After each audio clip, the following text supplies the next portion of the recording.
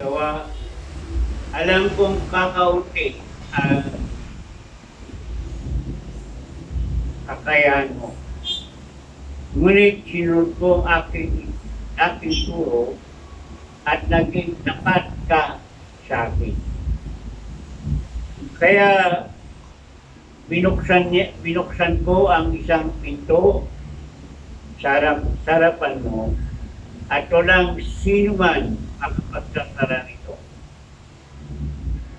Pakinggan mo,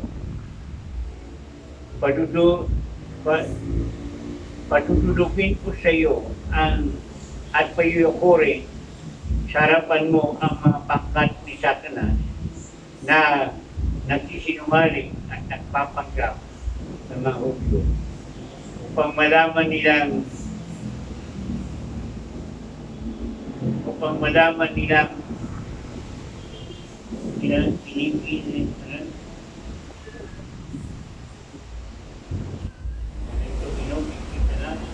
inibig kita sapagkat inupad ko ang aking mga utos na magtiyaga. Iingatan naman kita pagdating ng panahon ng pagsubok sa lahat ng tao sa buong sanlibutan. Darating ako sa lalong madaling panahon. Ingatan mo ang iyong mga katangian na sa inyo upang hindi maagawin man ang iyong korona. Ang magtatagumpay ay gagawin kong isang haligid sa templo ng Diyos. At hindi na siya maaaring doon magpakailanman. Iukit ko sa iyo, inuukit ko sa kanya ang pangalan ng aking Diyos, ang pangalan ng lungsod ng aking Diyos, ang bagong Jerusalem na bababa mula sa langit buwan sa Diyos. Iukit ko rin sa kanya ang aking bagong pangalan. Kung may pandinig kayo, tingnan ninyo ang sinasabi ng Espiritu sa mga iglesia. Ang ating kunin na palatandaan ng Parisipal, yung sinabi nito na kung may pandinig kayo, tingnan ninyo ang sinasabi ng Espiritu sa kanyang iglesia. Now, maaaring sabihin po natin na ito ay libro ng pakayat ng mayari. So, alam ko naman po na most of the emphasis doon sa Revelation is for saying, sabihin yung pang-inarap na pangyayari. Pero, umpisa doon sa pangyayari ngayon. Na mula ngayon hanggang sa pagbabalik ng Panginoon. But there is one church na makita po natin na ibinigay ng Panginoon bilang halimbawa. Which we come up to the literally emphasis. Ang sabi dito sa salita niya na kung may pandinig kayo, pakinggan nyo ang sinasabi ng Espiritu ng Iglesia. So, in this part of emphasis ay makita po natin na ang Panginoon binibigyan tayo ng isang kalagayan, pagkakataon na magiging ano ba talaga yung church na sinasabi niya. Ano ba talaga ang tunay niyang iglesia?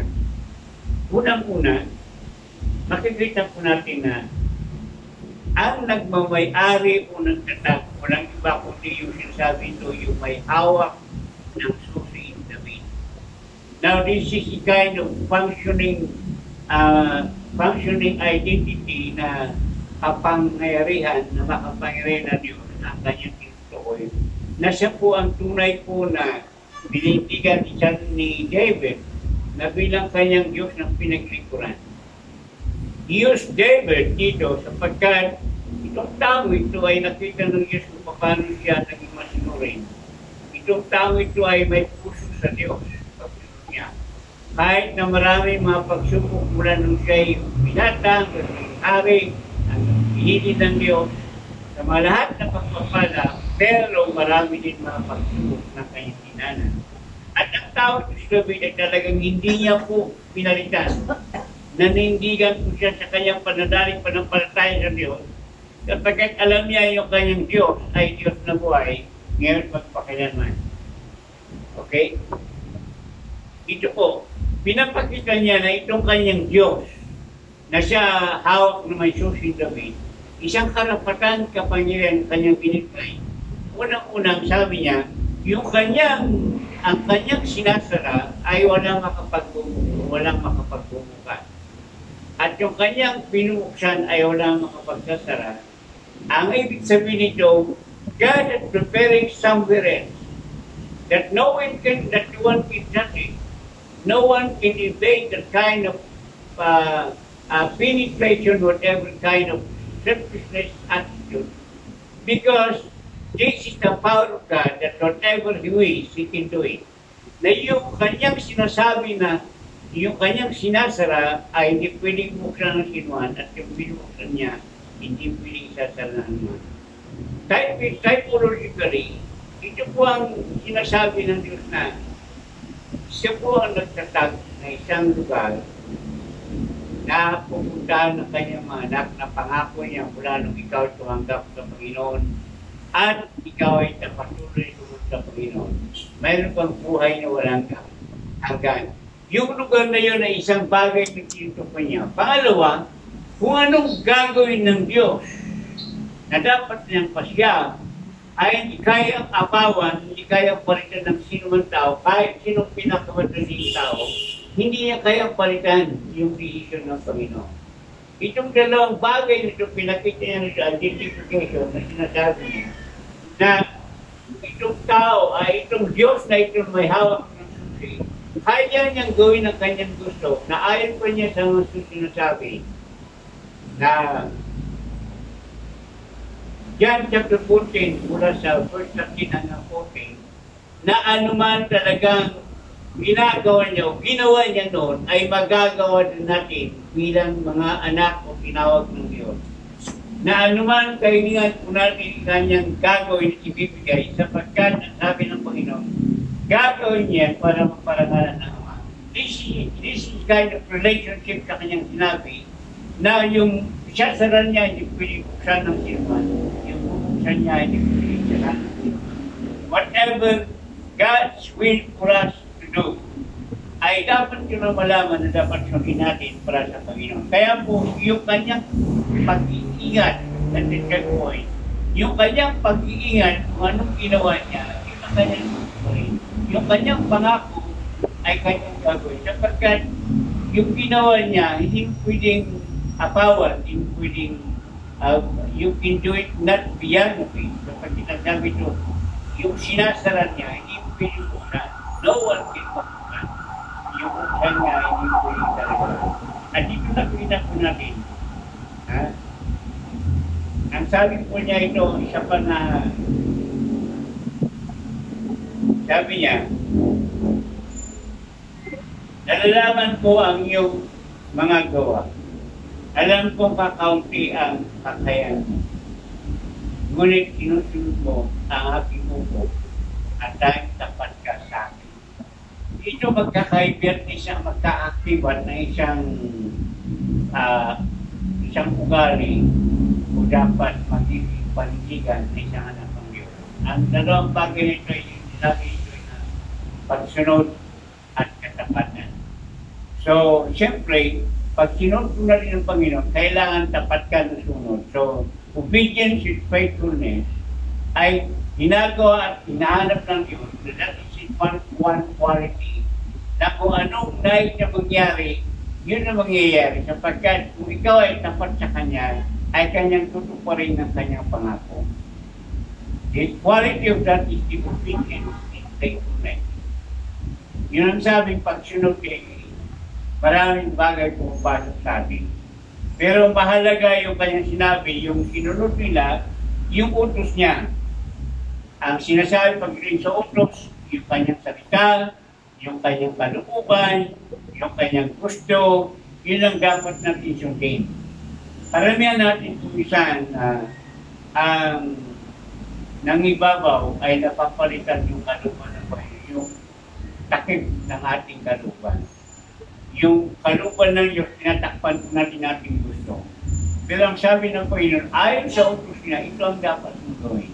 Tayo din ng ganoon. Itong church na ito, sa kabila ng lahat, sa kabila ng pagsubok, makita ni Paloy mamaya, sa kabila ng pagsubok ay talagang sila'y nandigan at tapat sa Panginoon, sapagkat sinusod sila ang kalooban ng Panginoon. Ang pinakadakila po nito na qualifying sa kanya ito, padudulugin ko sa iyo, ay padudulugin ko sa iyo at payukurin sa harapan mo ang pangkat ni Satan. Wow, napaka-mali. Yun ang maaaring sinasabi itong sasabi ng Panginoon na bawat anak niya ay binigyan niya ng karapatan. Binigyan niya ng kapangyarihan. And that is sinapunan also sa Mark chapter 16 from verse 18 to 20. Natunay ng mga anak ng Diyos binigyan ng karapatan.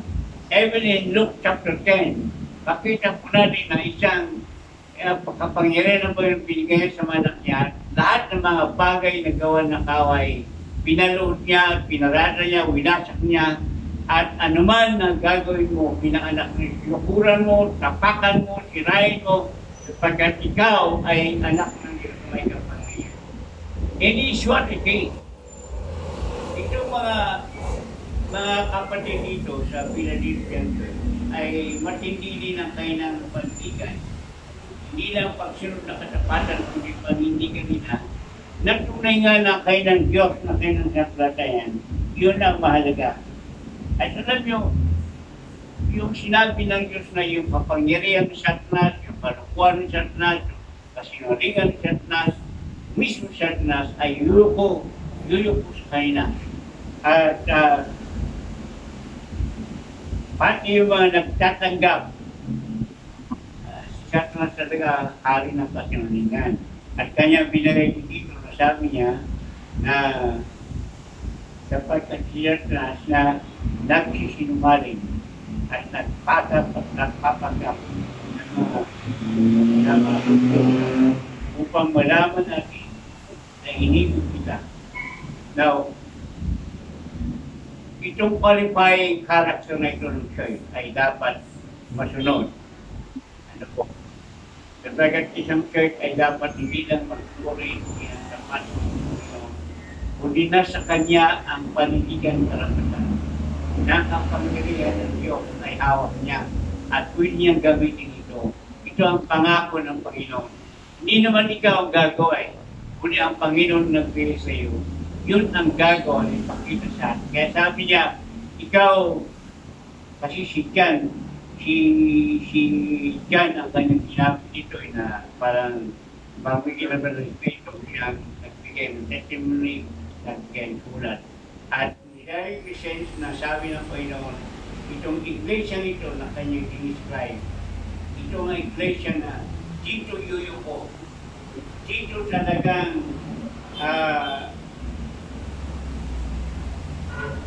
dito palulugin ng Panginoon ng Satanas na yan at yuyuko sa harapan ng iglesia nito sapagkat nakita nila na ang kapangyarihan ng Diyos ay nasa kayo ng buhay. At dito, ang isang pinakasusi, yung identification nila. Sabi sa verse 10 ay, sabi sa verse 10, sapagkat tinupad mo ang aking utos na magtiyaga,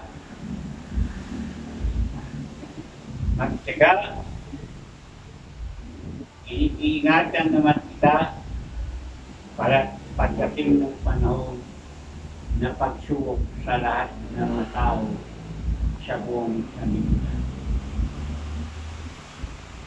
Diba ito ang promise ng Panginoon? Yun ang pangako niya sa kanyang iglesia.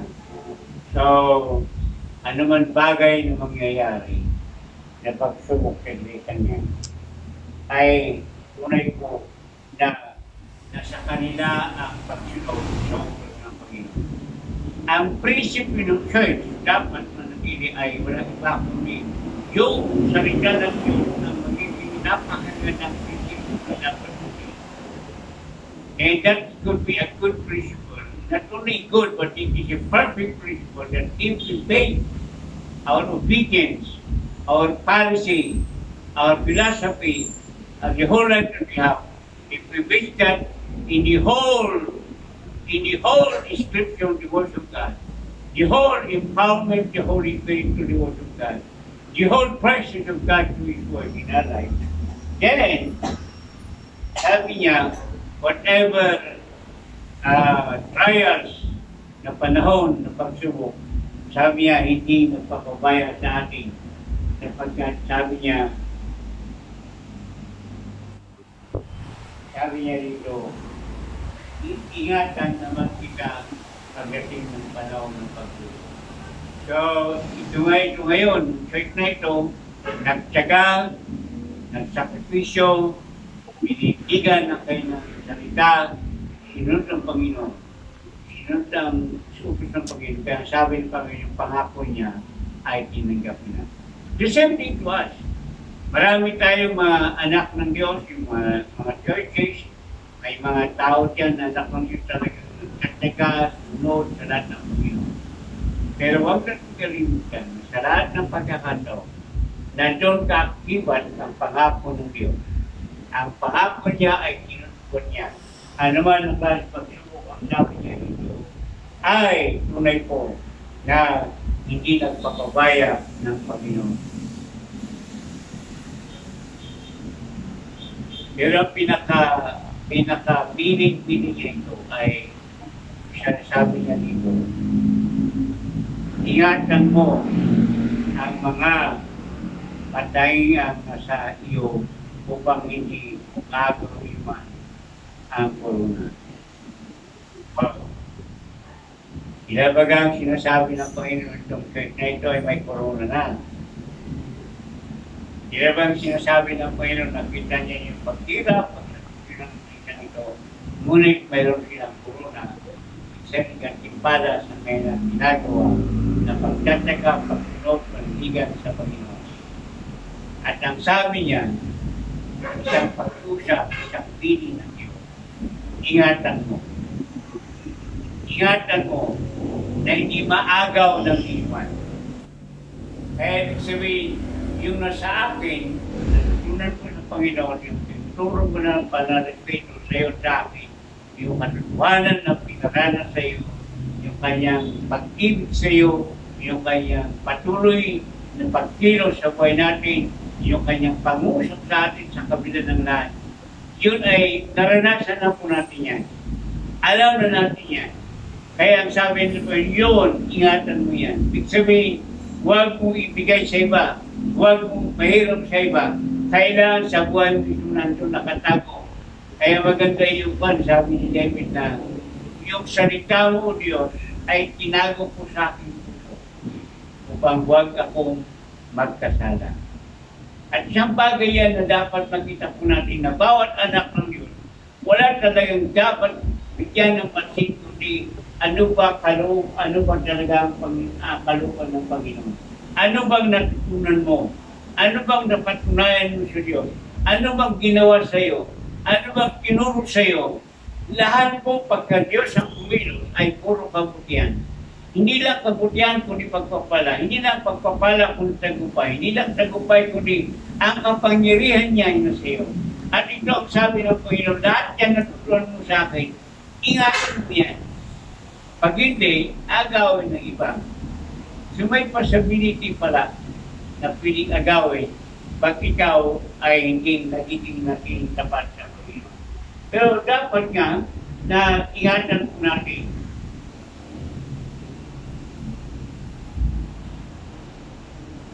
ang sinasabi ko ngayon. Ako yung naniwala ko na bawat anak ng Diyos na naging tapat sa Kanya. Bawat anak ng Diyos na natutuwa sa kanyang paglilingkod. Bawat anak ng Diyos na nasunurin sa kanyang salita ng Panginoon. Bawat anak ng Diyos na sa lahat ng bagay na kanyang ginagawa ay walang iba kundi ang Panginoon. itong anak ng Diyos na ito ay tunay po na sa Kanya ang corona ng Panginoon. Kaya siguro maganda natin gawin na sikapin po natin sa ating pamuhay na pagdating tayo doon sa harapan ng Panginoon, hindi lang sasabihin niya, anak, dito ka na talagang tunay na dito ka talaga. Tapos, maganda yung sabi niya, hindi lang talagang dito ka, kundi ito ang corona mo. May corona ka. Na naghanahulugan pagka kinurunahan ka, siyempre, may isang patutuyan na talagang nagtagumpay ka sa lahat ng pagkakataon na binigay ng Diyos sa'yo.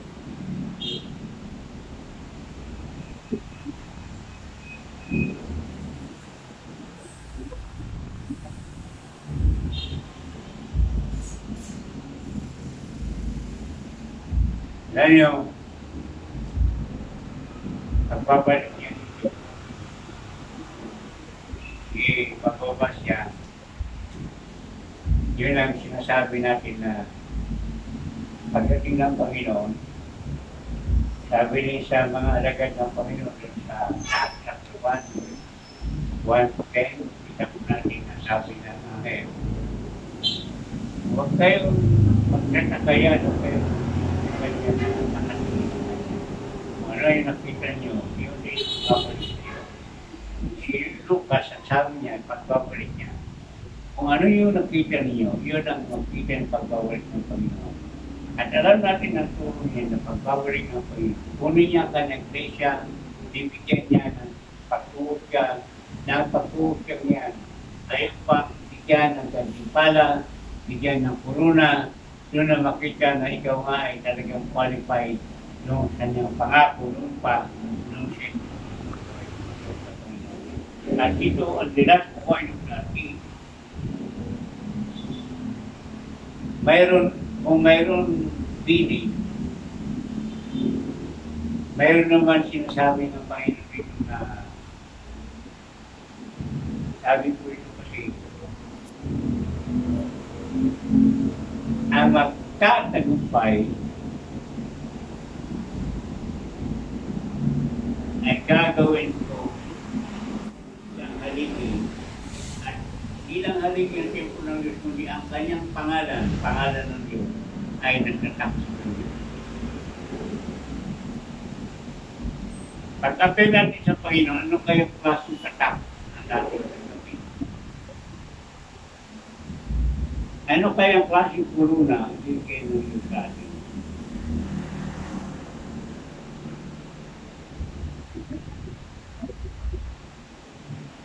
Anong klaseng katangian na nakita ng Diyos sa atin?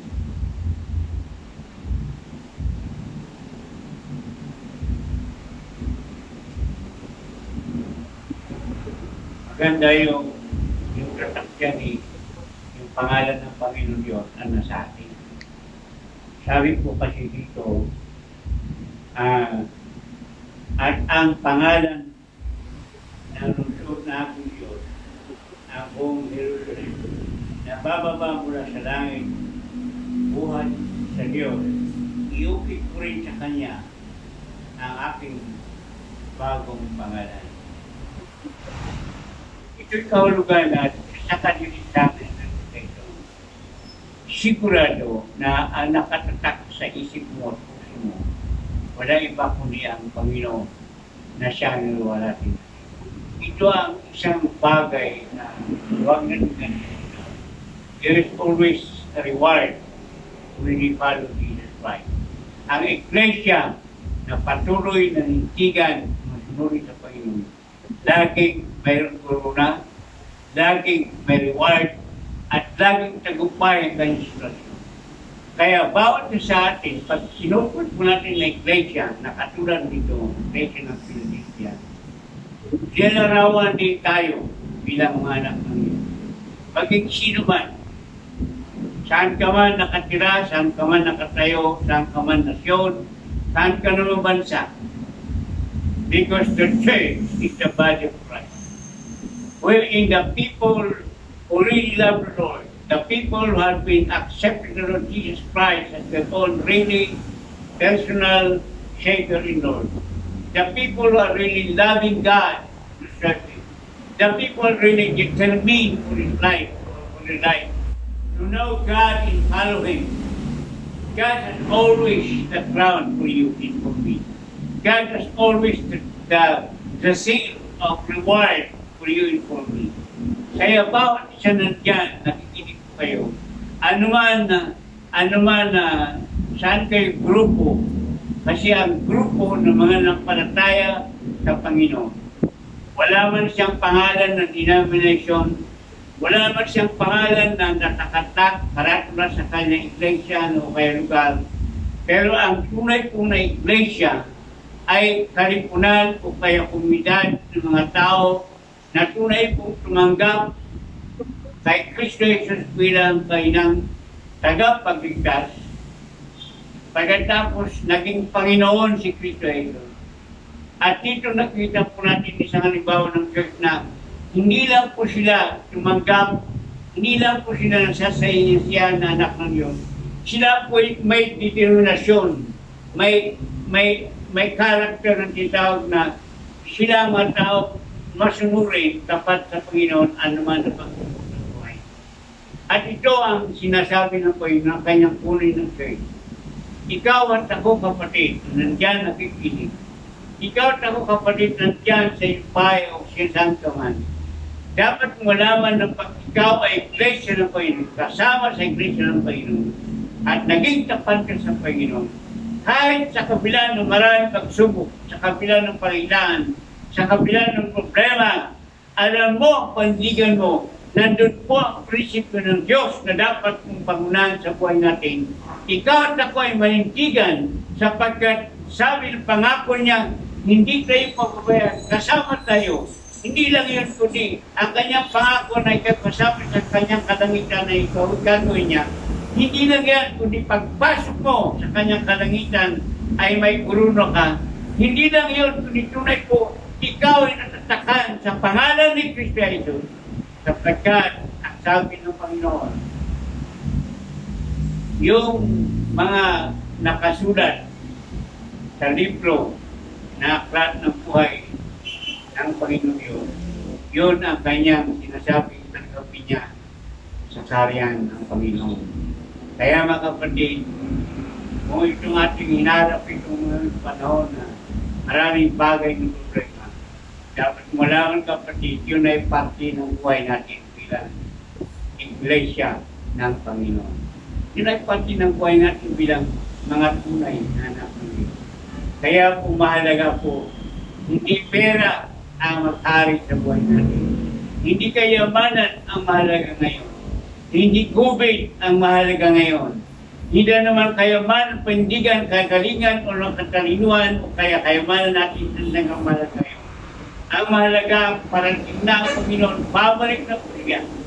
At ang kanyang kunin, yun po ating nasabi mula kanina, kung anong katangian, kung anong pangako niya, kung anong reward niya, sa kanyang pagbabalik. Itong klase na iglesia ng Pilipia, yun na nakita po natin dapat natin buhay. Mga kapatid, maging sino ka man, kung hindi po matindi pa natitiyak, maaaring nagkatid ka ng church, maaaring matagal ka ng member ng church, pero hindi po matindi pa natitiyak na tunay na si Kristo Jesus ay inyong tanging tagapagligtas Panginoon. Hindi po huli ang lahat sa pagkakataon nito. Ikaw ay lumuhod at manalangin, harapan ng Diyos, sabihin mo, hingin mo ang kapatawaran sa Panginoon, at sabihin mo siya ang tanggapin mo bilang tagapagligtas Panginoon sa buhay mo, at sabihin mo sa Kanya, handa kang sumunod sa Kanyang kalooban. At doon ka tutulungan ng Diyos mo hindigan hanggang sa Kanyang pagbabalik. Patay man ka man, hindi sa Kanyang pagbabalik. Kapatid ko, mabubuhay ka muli. Kapagkat yung sabi ng Panginoon, bubuhayin niya Kanyang anak at dadalhin niya sa isang kalangitan. Kaya ito po ang klase na dapat panindigan ngayon. Mga kapatid kong mga kababayan, mga kapanampalataya, o kapamilya sa lahat nating panampalataya sa Panginoon. May pandigan po tayo na hindi nadadala anuman na okasyon sa buhay na ito, dapat may prinsipyo, inunod. Kailangan masunurin po tayo, ikaw at ako. Kailangan nila masunurin ko din, tapat po tayo, hindi tapat. Anuman mangyayari, nandiyan ka pa rin sa Panginoon. Kaya sabi nga ng Biblia, sabi ng Panginoon na sa lahat ng pagkakataon, kung mamatay ka man, mamatay ka kay Kristo. Kung buhay ka, mabuhay ka kay Kristo. Kaya tama po yung testimony ni Pablo, ang sabi niya na, for me, to live is Christ, and to die is gain. Pagbabalik ng Panginoon, yun po ang maging buhay po natin. Ano ang nangyari, lalakaran mo, kapatid, mandigan ka. You will die for it or you will live for it. The important thing there is you are declared by God na pagbabalik niya, ngunit ka lang. Ikaw ay kasama sa kanyang kaligtasan. Kung ngayon ay nagpilikod ka pa, magawa ka, marami pang subok, manatili po tayo. Ikaw at ako ay manatili na sumunod sa Panginoon. Manatili na tapat sa Panginoon. Kapagkat lahat ng mga bagay na ginagawa niya sa ating kabutihan at manak ng Diyos sa Kanya, laging may kuruna at natatak sa Kanyang pangalan ni Kristo Jesus. Kapagkat ikaw at ako, pag yun nangyari, sabay-sabay po tayo na papasok sa karyan ng Panginoon. Kaya pagpalain kayo, saan man kayo nakikinig sa mensahe nito na salita ng Diyos, manalangin ko po na kayo mapalakas. Ano nangyari, maintindihan po kayo, gawin po natin yung narapat na pagsunod ng Panginoon. Hindi naman nahulugan din na kailangan ng pag-isip ng kailangan sa mundo. Pero sabihin po yan, kung si Kristo ang buhay po natin, laging tagumpay at laging nagbibigay ng katugunan sa lahat ng ating kailangan at lahat ng Panginoon natin. Sa pangalan ng Kristo. Kaya mga kapatid, pagpalayan kayo ng Panginoon, dapat tayo manitigan sa Kanya. Amen. Amen. Amen.